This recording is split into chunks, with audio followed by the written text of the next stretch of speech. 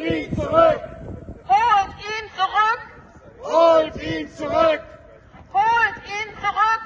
Holt ihn zurück! Free Abdullah Shamsuddin! Free Abdullah Shamsuddin! Free Abdullah Shamsuddin! Free Abdullah Shamsuddin! Free Abdullah Shamsuddin! Free Abdullah Shamsuddin! Free Abdullah Shamsuddin!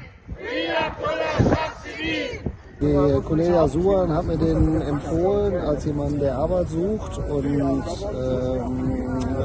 da hat er angefangen bei mir und war gleich sehr motiviert, und ich war immer sehr angetan von ihm, weil der einfach gut gearbeitet hat, immer voll bei der Sache war und immer freundlich war, und er kam auch immer super gut bei den Kunden an.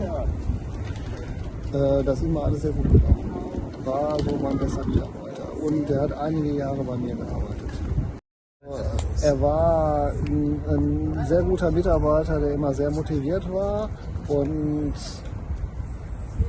auch mal länger gearbeitet hat, wenn es fertig werden musste, und hat anderen Mitarbeitern hinterher gearbeitet, wenn die das nicht so gut gemacht haben. Er war also immer jemand, den ich immer überall hinschicken konnte zu den Kunden, und die Kunden waren auch immer ganz angetan von ihm. Der war immer sehr freundlich, und es haben viele Kunden angerufen und gesagt, Mensch, da haben Sie mal einen geschickt, der ist richtig fit.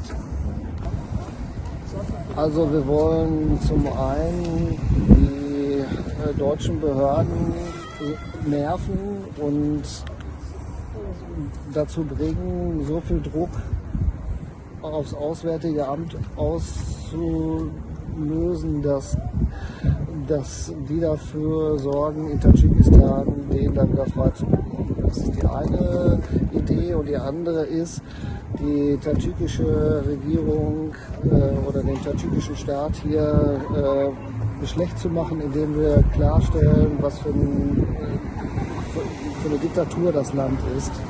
Und die so lange zu nerven, bis sie sagen, okay, dann lassen wir das laufen.